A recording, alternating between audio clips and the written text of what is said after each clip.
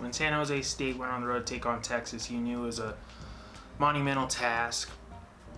Kudos for the Spartans for, making Arch Manning and that Longhorn offense look like they were going to have the same troubles that they saw against Ohio State. They punt the ball the first 2 drives. Props for Walker Eaget and that Spartan offense for engineering a pretty good drive in the second quarter. Drove down 75 yards, finished it with a running touchdown. Other than that, the Longhorns were in complete control. It doesn't help when you start your first half of the game with 4 turnovers. Fumbles, interceptions, those things continue to plague San Jose State.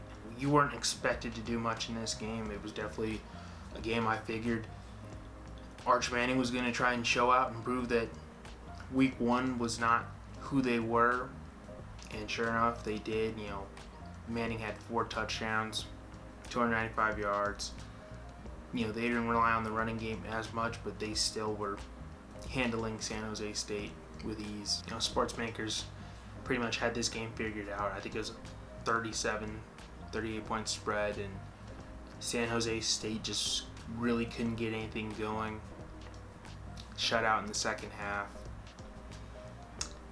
This is a game that was more on the Longhorns to prove that they can get an offense going effectively.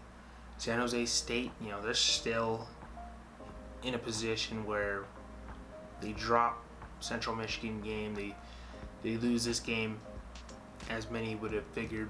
Now they get into the bread and butter of their season, that games that they should be able to compete for and win.